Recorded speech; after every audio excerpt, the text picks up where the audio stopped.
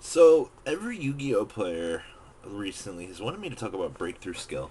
I'm going to kind of talk about the card in general and give my own opinions on it in this video, and disregard this. This is the camera I'm using here because this is my home camera. So, breakthrough skill. It's a trap card from Cosmo Blazer. So, kinda, you gotta set to wait for it. You activate the effect by selecting one effect monster your opponent controls. You negate the effect of the selected opponent's monster until the end of the turn. So it's an effect failure. Also, you can remove this card in your graveyard from play. Just select one opponent's effect monster and have its effects negated until the end of the turn. You cannot activate the effect during the turn that this card was sent to the graveyard, and only during your turn. So it's an effect failure on your opponent's turn for one, and an effect failure on your turn for one. Now, the problem I have with this card, it's very simple. It provides no advantage to turn one, starting down, that the Veiler offers. So, my opponent goes turn one and does their nasty combo, and if I'm playing Breakthrough Skill, guess what? I didn't have Veiler. I had a card that I could set.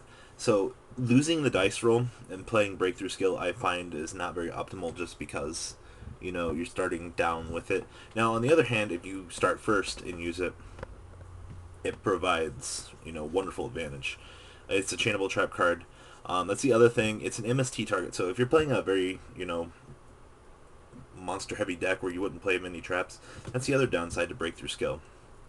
It really sucks to say that, but I still feel that Veiler is more optimal, just because in certain decks you're going to play a lot more monsters and less traps.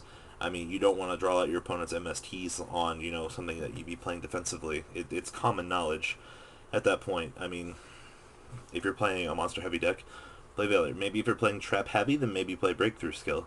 But I like the fact that Veiler's a hand trap and it can't be hurt by MST, and it gives you that all around advantage that MST won't be able to hit. I mean, it's nice that you can affect Veiler on your turn. Don't get me wrong by that. By any touch of the imagination, it's wonderful. But and it's also banishable from your graveyard. If it was the effect to do it on both players' turns, absolutely, I would play this over Veiler hands down. But since it's only once on the opponent's turn, it kind of loses that mobility of being for both turns. So the argument is this: do you want to Veiler something turn one to stop your opponent's setup play? I mean, that's why I'd play Veiler. That's why Veiler was good, because it stops the turn one play when you don't get to go first. So let me know what you guys think about breakthrough skill in the comments down below. It's a very, very interesting card and is going to cause a lot of debates between players from now until it's legal. I still feel that Veiler's more optimal in my personal opinion, but let me know what you guys have to say in the comments down below. I'd love to read them. Later, guys.